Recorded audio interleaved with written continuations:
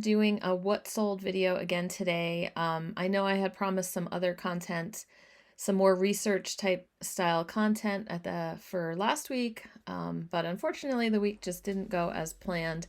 And by the end of the week, my mojo was definitely gone. I didn't list hardly anything. I didn't work on YouTube or anything like that. So I don't know if it's allergies or whatever, but my motivation was definitely lacking big time last week. So we're going to take a look at what did sell last week. The dates are April 23rd to the 29th. And it was kind of a so-so week again, nothing to write home about, but not completely dead. And we did have a couple good sales. I'm sorry, I know I got this glowing thing going on. I'm always like down here at the time of day where the sun comes in that window. Anyway, yeah, so eBay kind of had started to pick up. I think I had mentioned that at the last week's video that like that Sunday was doing really good, and I thought, okay, eBay's back again, taxes are over, all that stuff. And then it kind of just died down at the end of the week. And there were some technical issues. eBay themselves even reported that they were having technical issues with some of their organic views. And if you wanted to know about this, let me go over here real quick on this last tab. So eBay you go to eBay community, and it's probably at the bottom of an eBay page or somewhere on your main eBay page, right? You can find eBay community, or you could probably just Google it. And on the community pages, there's chat and stuff like that. But under community info, share eBay technical issues, then eBay itself reports their ongoing technical issues. So here's some, and the very first one, sellers' organic impressions have dropped significantly, and that came out April 27th. So when I first heard people talking about it in different Facebook groups and everything, I kind of went and looked at my numbers, and the numbers were a lot lower. So that was like organic views and impressions, I think. None of the stuff that was being promoted, but just people naturally coming to your store. And the numbers were quite a bit lower than normal. So anyway, they admitted that there is a problem that they're working on and trying to get things up and running again. Now, it did coincide with me not listing so much, so if things are kind of back to normal, that could have an effect of, like, I haven't seen a great increase in traffic and people buying. And it's still April, so it's not my favorite month for reselling. But anyway, let's go back to eBay. We'll just talk about some of the things that sold there.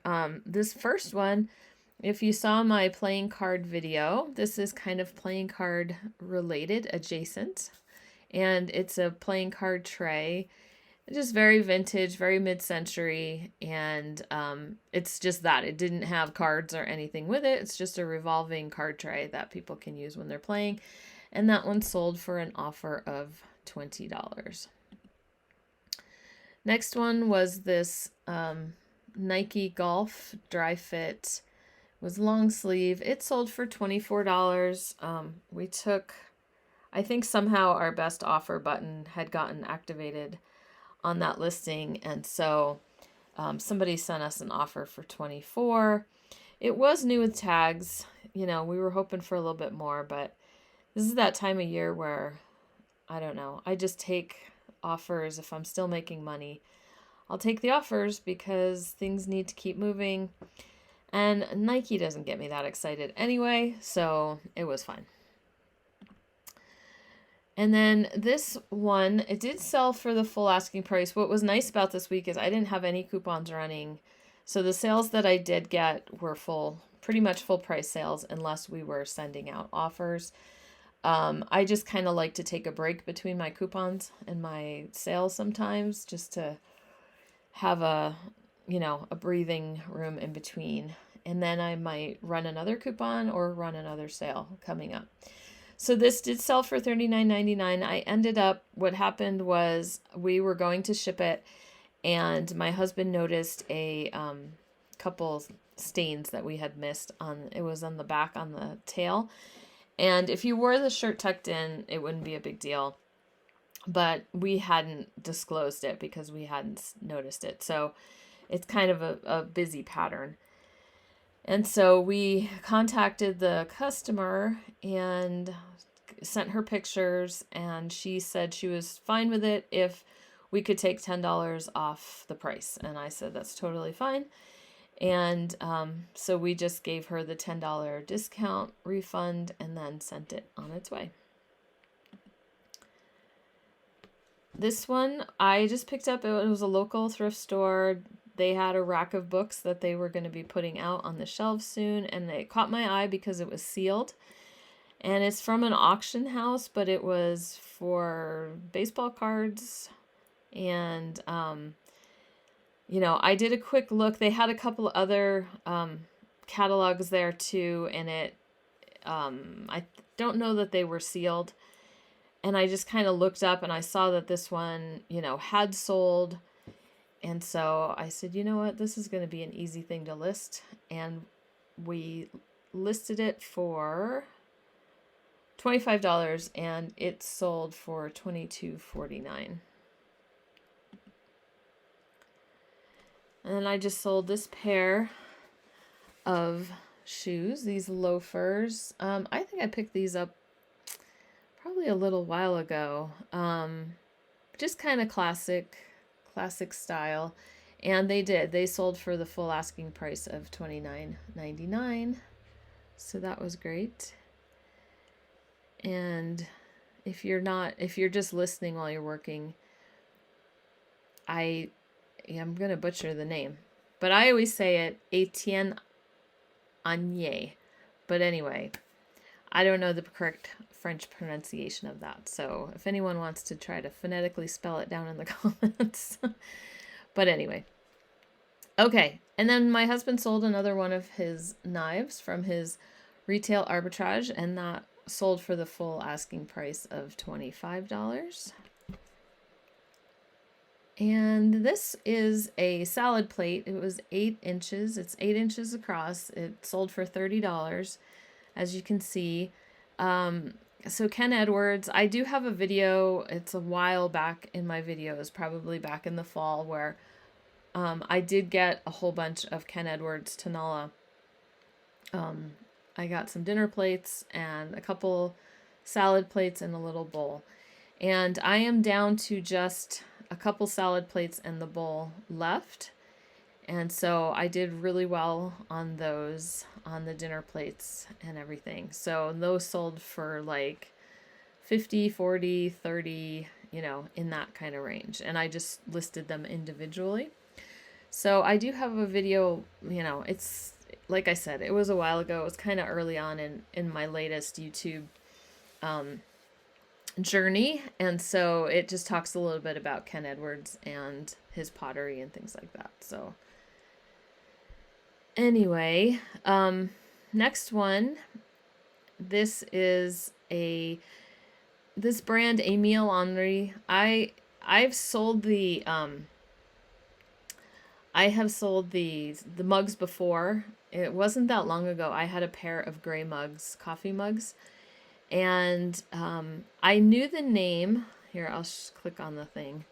I knew the name because I had sold like little ramekins or custard cup type things before, and those always sold like super well. Like these are kind of very similar to Le Creuset, and they were you know, just the little ramekins. And so when I came across coffee mugs, I thought, you know what, I bet somebody will want those as well. So I had sold some gray ones not that long ago, and I think those sold on Poshmark.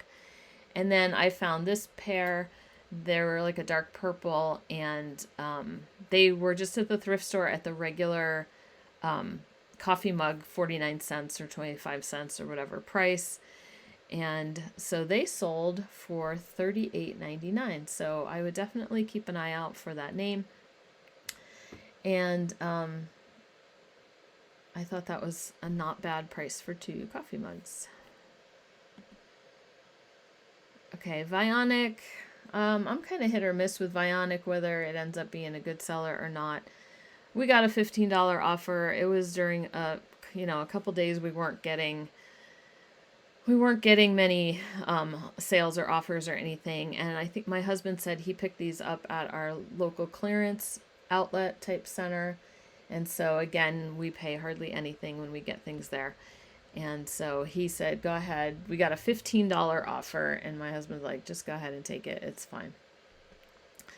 And speaking of our little clearance center, I picked up this this baseball cap, and Matanuska Air Service was in Alaska.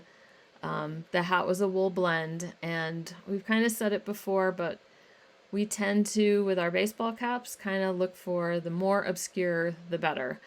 And that you're not competing with a bunch of sports teams' hats or anything like that, but you are going to be looking for more of a specific buyer for a hat like this. And so this sold for $18. And I think that was pretty good.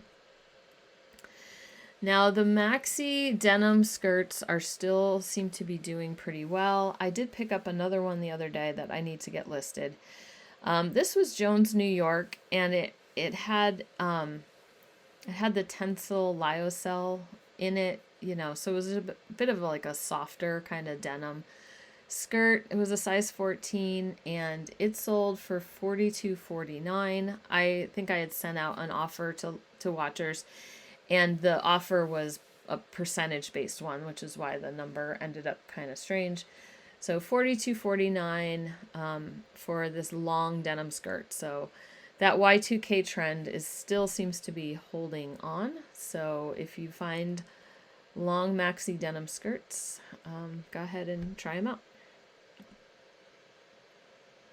Another one, I was happy to get an offer, or we sent the offer. I think I sent the offer for $16. This is like, I've talked about Hawaiian shirts, and this, is not a brand that I'm going to say, hey, go out and look for this. But the shirt was made in Hawaii, and, it had motorcycles and things like that. And, not the greatest brand. I had gotten it on a day where clothing was super cheap at the thrift store, and so it was like $1.50 or something. So I had people looking at it both here and on Depop, and when I got the $16 offer, I was fine with that. Now, I've talked about this before with caps, with baseball caps and things like that. So not just the obscure ones, but also like this one was, we've sold a few times a baseball cap for a car brand, and the better the car brand, the better we seem to do on our return on investment for the baseball cap. So we had this listed for $29.99, and we sold it for $25, and it was for a Land Rover. And it was more like a running kind of cap, not so much a baseball cap, but. And then this was so exciting. Okay, so if I ever did a bucket list video for clothing, I did the bucket list for like vintage goods and hard goods, and I didn't really put clothing on it because I figured that would be a separate video if I ever did that. Now, one of my kind of top brands that would have been on that video is Johnny Was. And I just, it's one of those things where you just hear and see resellers on YouTube and on Instagram and everywhere talk about Johnny Was, Johnny Was, Johnny Was. And you could see their sales, like their sales actually do really well. And Johnny Was is very popular. So I had never found a piece before until a couple of weeks ago.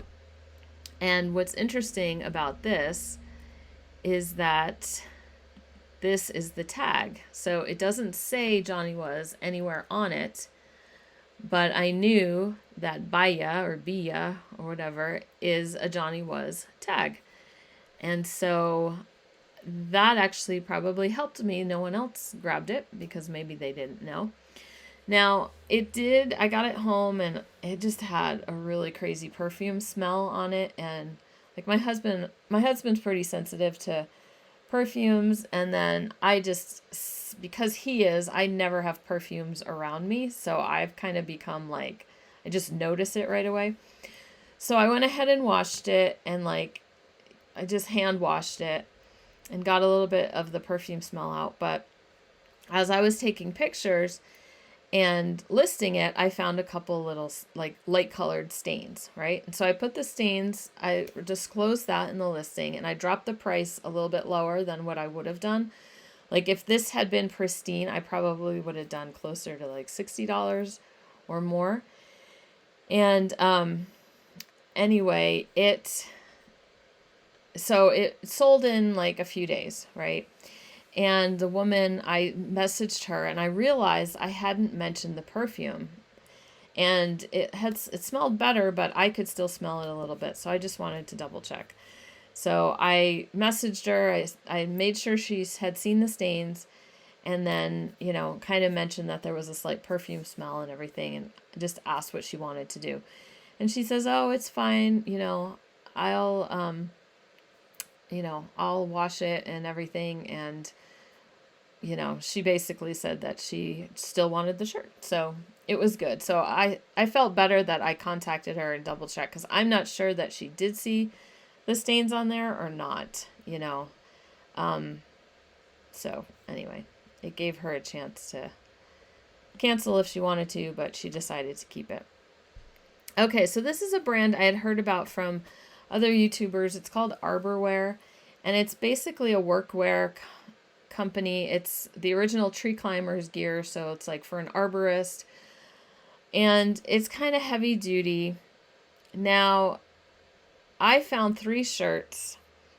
I finally find this brand. Maybe it's, I've seen people find pants or things like that and sell pants, but I thought, oh, these are really cool work shirts, and so I picked them up. Could not find this style anywhere. I found one other person had one listed, like on Mercari or something like that. So you see how it's kind of a polo style, right? It's got the buttons and the placket and everything like that, but it's pullover, and it's just, I think it's just an older Arborwear style. So I had 3. We have one that's this color that's in better condition, still listed, and we have a tan one that has a couple condition issues on the cuff, right? But it's workwear. That's kind of what it's for. So this one had some condition issues. My husband listed it as is, and actually it was the first one to sell, and it sold for $29.99. So I still have to kind of, look at Arborwear a little bit closer and see, is it the pants? Is it the full button shirts? Would those do a lot better? And just see if I come across it again. So a little different today. I'm going to hop over to Etsy real quick. Just share what sold on Etsy. I did have a little bit of time this week. I wasn't feeling great, but one day I was in bed and I was able to list patterns, because they're easy to list, just not having to get up and do much, right? And okay, so I had a couple pattern sales this week. This Vogue sold for $10. This McCall's sold for $12. A nice like 90s era McCall's pattern. And this Simplicity one sold for $15. So kind of a basic dress, but an 80s dress, like a shirt dress type thing, are kind of always popular. So had those 3 sales. And then if we go over to my husband's shop, this is probably where our best sales were of the week, were in his shop. So first of all, not particularly this item, but this is just a little business card holder. It's by Lasercraft. Whenever we find these little desk accessories by Lasercraft, we just go ahead and pick them up because they always sell. So that sold for $10. And here was our best sale probably of the week that you saw in our thumbnail. So this is a swag light, and let me tell you, we have probably been dragging this swag light around with us for years and years and years. And my husband kind of had his bins of different lamp parts and lamp things, and we had picked this up once. I have a vague memory of us getting it while we were on vacation. Anyway, I think it needed a few parts or something, and it just took a little bit to get set up, right? To get completed so that we could list it. And there's always easier things to list. And so these things end up hanging out, waiting for the right time. Well, my husband decided to get some of these things listed, and he figured out a way to rig up something where he could take pictures. So he has a way to hang like different swag lights and things like that in front of his photo studio. So he got all that figured out. But I just want to say, I have seen other people, they've talked about swag lights right now. This is a very like 60s, 70s, with the colored glass, do really well. Green glass or amber glass. And sometimes they're double pendants that would hang.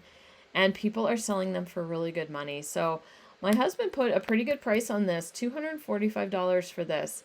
And that would be plus shipping on top of it. And he can package these things. And so he was good with it, got it all packaged and everything. And it sold. I would say it took about a week, but then it sold for $245. So if you see these out and about, they're kind of popular still right now. So I would take a look at it, if you can get them for a good price and if you're willing to ship. Okay. And then here's another nice sale he had. These are bookends that I picked up one day at the thrift store. We just thought they were kind of interesting. There's a unicorn and a lion, and these were, very England, Scotland symbols. And I'm pretty sure the bottom, the felt was kind of messed up, so my husband just replaces it with this thin cork sheeting. And so we got that all fixed up, and we listed and sold those for $65. And then another pair of lamps sold a couple days later. So these were just clear glass. They weren't even as old as the other one. I think my husband said he got them at a job he was doing, some apartments or something where he was working, and they were replacing the lighting. So he took those and, with permission. And they were more like the 80s era, and they sold fairly quickly as well. So those sold for $135. So that's what I was saying, that sometimes they have a double lamp on there. Okay, hopping over to Posh. Posh still did pretty good. I still have the Posh Sidekick working. I talked about Posh Sidekick last week as far as how it's sharing for me and making offers and things while I am busy or collapsed on my bed or whatever. And but you can kind of also see I didn't list a whole lot of new items this week, and so that does have an effect. Like, you still have to keep adding fresh things, to your sites is probably going to have the most positive effect on your your results for reselling. So this one, if you want to look at the label on this, this might be something you didn't know, but the label says elf. But maybe that mountain looks really familiar to you because it's the same picture that's on the Cool label, Kuhl. And so elf was cool before cool was cool. And so this fleece, the type of fleece is called an alpaca. Okay. And so I saw that. I had learned this a while back. And so I when I saw the label, I was like, oh yeah, that's right. That's cool. So I picked up this fleece and it sold for $49 on Poshmark. And then just a pair of Born slides, men's size 12. These I picked up at our little thrift outlet center, and they sold for $36. Another hat, $20. This was the a basketball team, so it was the Denver Nuggets, and it was like a black on black logo, and so I was totally happy with $20 for that. And then this is kind of funny. This is, this is one of those situations where you hear, oh, Nike ACG stuff is kind of 90s Y2K, and so it's popular again. And so I found this shirt, and it turns out it was just a woman's base layer, which is not going to be worth a ton anyway, but it had its original like ACG tag, its original tag and everything. Well, I listed it a while back, and I was just like, I don't even know why I picked this up. And I got, finally, someone sent me a $13 offer, and I thought, okay, that's great. Well, it gets delivered, and I get a message from the buyer, and he's very polite, but he's like, I didn't realize this was women's. And I was like, okay, there's a lot I could have said, right? Because women's is like the third word in my title, and I have measurements, and it's listed under women's, and blah, blah, blah, blah. And so anyway, the lovely thing about Posh is I didn't even have to say anything. All I did in this case was I said, okay. I said, we're going to have to let Poshmark decide, because Poshmark decides returns on that site. I said, we're going to have to let them decide. I'm going to go ahead and invite them to the conversation. So I did. And a little while later, Poshmark came in and said, oh, our policy is if the listing is accurate, then there is no return, because you just don't like it, right? Or that you made a mistake. And they said, basically that they understand his frustration, and they went ahead and gave him a $5 Posh credit. And I just got to keep my money, from the transaction. So anyway, that was my little Posh story. It's just really nice to like deal with returns that way. And eBay, I just have automatic returns, so people can return for whatever reason they want to. And anyway, so it's just nice to kind of be on a platform where that's not an issue most of the time. Although I have been hearing that Poshmark is allowing more and more returns, so we will see how that pans out. Another polo shirt sale, 511 Tactical. Their more tactical type clothing will actually sell a lot better. The pants, long sleeve shirts, button shirts, things like that. This was just a polo shirt. I'm fine with $21, but it's just not going to be as high as some of the other, pieces by 511. Allegria leather sandals. These sold for $30. I thought they were super cute. Coming up on spring. I love dark florals. So those sold for $30. Another baseball cap. This one had its original tags, if I remember, or am I thinking of a different one? Yeah, no, it had tags. It only sold for $16. It's just, there are so many Titleist hats out there. So $16 was totally fine. And then this actually worked out good. This was something we kind of picked up on an impulse at a thrift store a while back. And it's Thomas and Friends, which is always popular. My husband said there was a ton of them on eBay. We listed it, but shipping was making it, people not wanting to pay a lot for it because they already had to pay so much for shipping. So it actually ended up selling on Poshmark, where they were just going to pay, $7, $8, which is a better deal for something like this. And they sent us an offer, and I think we went back and forth a little, but we ended up at 17, which was okay. And then another baseball cap. So this is Pistil, Pistil. It's just a hat company, and it was just kind of an unusual looking hat. and it was women's as far as I could figure out. Just a basic trucker hat sold for $15. And then this little cow creamer I've had listed for a little while.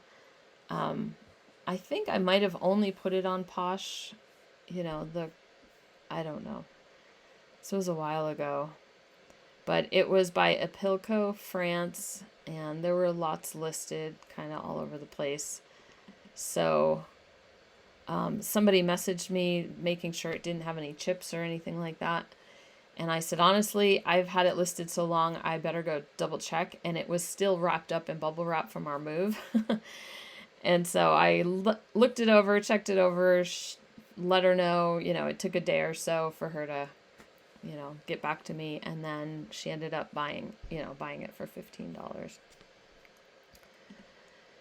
And then a super cute pair of shoes, like with a wink on them. The brand is Saludos. And I picked up 2 pairs of espadrille type flats. They call them slippers. And I had picked up 2 pairs at a thrift store like 2 weeks ago. And they were different sizes, which I thought was kind of interesting. They didn't come from the same person, but they got put out at the same time.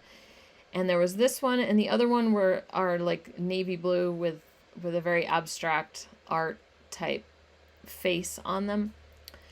And these sold first, and these sold for $36. And last on Posh was a necklace. Jewelry is a little tougher on Poshmark because the shipping, their basic shipping rate is kind of high for one piece of jewelry. So if you're going to do jewelry on Posh, I know a lot of jewelry sellers will they list a bunch of it so people can bundle, and then they feel better about paying the price. So I just have a few odds and ends of like non-vintage jewelry that's still listed on there. And I got a $10 offer for this J. Crew necklace, and I went ahead and took that. And then surprise, surprise, I had a Depop sale. Depop totally gets ignored. And speaking of ignored, which I'm upset about, is that I really need to get some action on my Flatware shop. I just have not been paying much attention to it at all. So I need to get some things going with that. And this was this sweater, it was a 70s sweater. It did not sell for $48. I think it was closer to like $25 to $30. And I had it listed all winter, and I'm totally fine with sweaters just moving on for this year because we're going to find more sweaters next year. And that worked for me. Couple Ruby Lane sales. This was a leather and wood jewelry box. It was actually, I didn't sell it with its original packaging, but it was new. It hadn't been used or anything like that, and it was probably about from the 80s. So I just thought it was kind of a nice basic jewelry box, and I've sold jewelry boxes on Ruby Lane and Etsy and places like that before. So this sold for $30. And then the last sale of the week was this interesting little piece. I picked it up at a thrift store. Let me see if I can. Let's look through the pictures. I had picked it up at a thrift store. It was in their jewelry case, and it was marked $10. And I could see this little clasp down here. It looked like it would hold a card or something, but the whole thing was not it was not, I forgot what I was going to say. I don't know. I totally lost it. Okay, so it's marked on the bottom, made in Czechoslovakia, and as you can see, like the whole thing. Oh, I think that's what I was going to say. It was not very big. So I was like, it looks like a place card holder where you'd put a card, but I'm like, the card would come up and cover up this pretty cameo. And then I was like, you know what? I got to find out what this is. And so I went ahead and bought it for $10. It looked old. It was made in Czechoslovakia. I was like, I'm going to figure out what this is. So I asked one of my antique dealer friends, and she said, yeah, it's a place card holder. It's just back, this is from like 1910, 1900s, 1910, the teens. And, she's like, place cards didn't have to be that big. They were just the name. So you just, slip it in there. Didn't have to be like a big card like we see today. So I did find comps once I was looking for a brass and Czechoslovakia place card holder and cameo, and people had sold like sets of them. But the general price for one was about $30, so that's where I put it. And I listed it, and it sold the next day. So just kind of a unique piece you're not, you don't come across very often. And I just thought it looked too cool to like leave there. There you can see how big it is. And anyway, yep. So that was the sales for the week, guys. Let me block my glowing light behind me. And I hope you guys had a better week of sales. And I thought it was funny. I came across something. I think I've mentioned before that I used to have a blog, right? And I came across an article that I had written. I don't have the article because I didn't keep the blog. I didn't want to pay to upkeep it. But I kind of got a note, I saw the email that said I had posted this article. And it was from 2016, and I had written an article about why sales are so bad in April and how to get out of like a sales slump, right? And I was like, oh man, this has been the story of April for years, okay? And you tend to kind of forget it every year.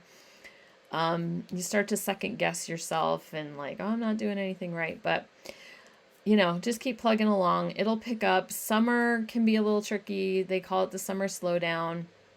The last couple of years with pandemic, we didn't experience it too much. And so I think this year might be a little rough as well. But anyway, we just kind of keep doing what we do and keep researching, keep looking for things that people are looking for. And just do the best you can. Anyway, I will hopefully be finishing up that other video, and I will get it out to you later this week. It's another, I'm not going to give you the topic, but it's another type of research topic that we'd like to have fun with, kind of deep diving into a certain area of the thrift store or a different area of like an estate sale, and just seeing if there's anything of value to sell there. So look for that. And thank you again so much for your comments, all your comments and everything. And feel free to leave a comment on this one. Share with me something that you sold this week that you really were surprised at, or just were super happy that it sold. Anyway, I'm going to go. I will talk to you guys later.